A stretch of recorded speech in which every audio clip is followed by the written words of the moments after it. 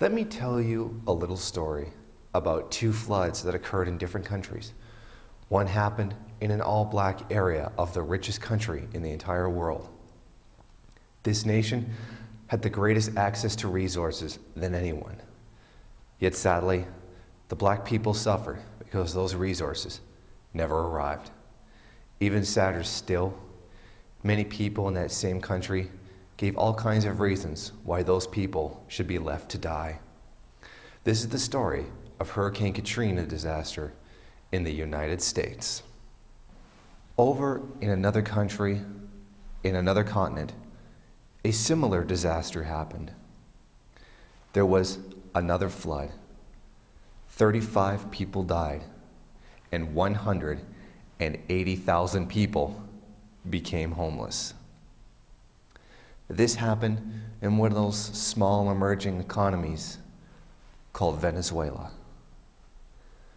And one thing that seems very odd is the Western media's failure to speak about the differences between how Hugo Chavez handled the disaster and how George W. Bush handled the disaster of Hurricane Katrina. When African Americans were dying by the thousands, how did the US government, under George Bush orders, deal with the situation?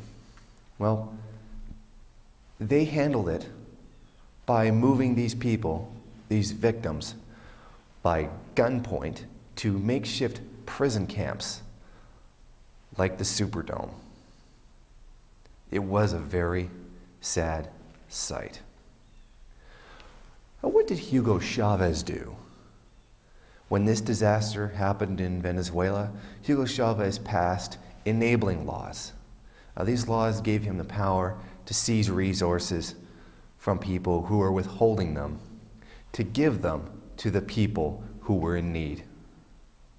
He also opened up the presidential palace and used his home, the presidential palace, as living quarters for 60 people during the disaster, and allowed them to stay there until they could get back on their feet, find work, and find places to live.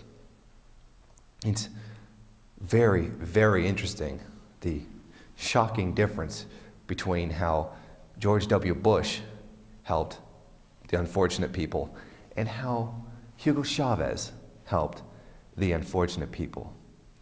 I mean, George Bush would have turned the White House into a homeless shelter if he'd only thought of it, right? Unfortunately for Hugo Chavez and the people of Venezuela, this generosity that was put forth by Hugo Chavez and the people of Venezuela was absolutely blanketed out of the Western media, so that people who rely on the Western media, like you and me, never heard about it.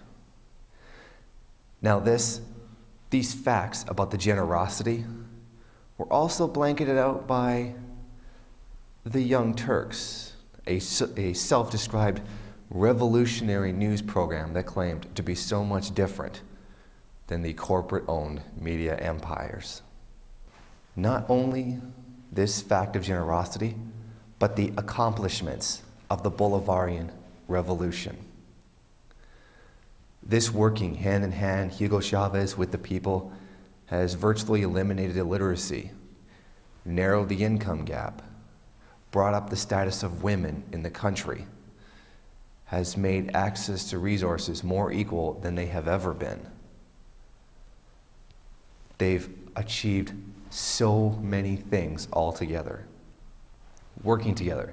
Yet this has been blatantly ignored by all Western media and is blanketed over and ignored for reasons that should be quite obvious.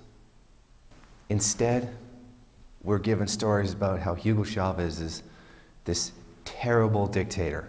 No matter how many times he's democratically elected, freely and openly, and no matter how many times independent analysis watch over the entire process and say, yes, these are open, honest, fair elections.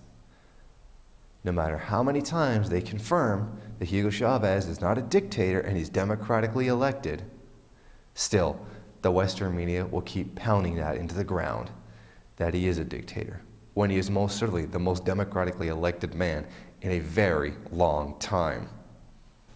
So why all this hatred towards Hugo Chavez and Venezuela?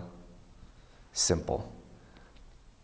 Because Hugo Chavez has been unwilling to just simply hand over the oil and all the other resources of Venezuela to the corporations, the large financial institutions, and the rest of them.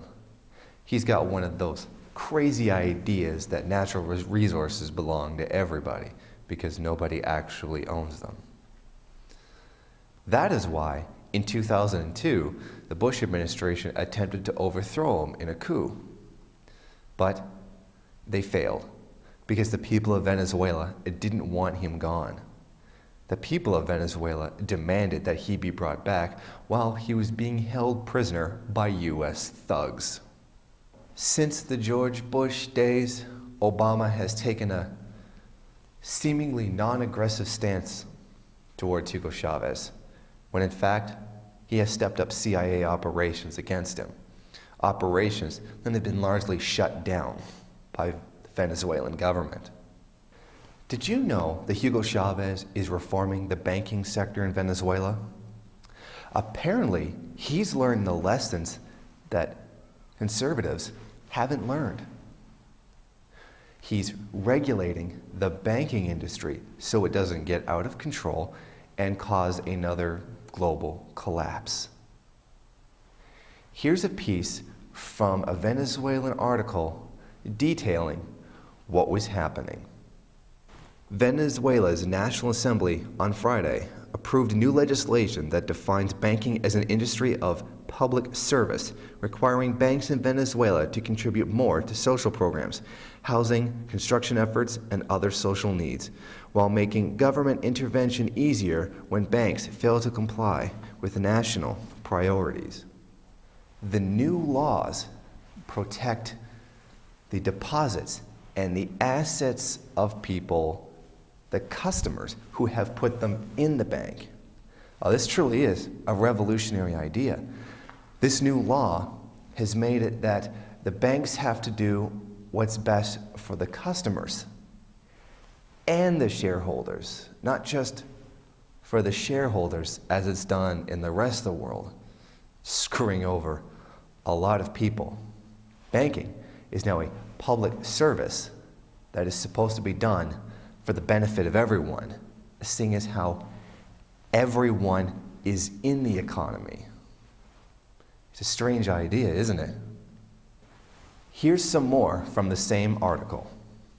In an attempt to control speculation, the law limits the amount of credit that can be made available to individuals or private entities by making 20% the maximum amount of capital a bank can have out as credit. The law also limits the formation of financial groups and prohibits banks from having an interest in the brokerage firms and insurance companies. The law also stipulates that 5% of pre-tax profits of all banks be dedicated solely to projects elaborated by communal councils. 10% of a bank's capital must also be put into a fund to pay for wages and pensions in case of bankruptcy. According to 2009 figures provided by Softline Consultors, 5% of pre-tax profits in Venezuela's banking industry last year would have meant an additional 314 million bolivars, or $73.1 million, for social programs to attend to the needs of Venezuela's poor majority.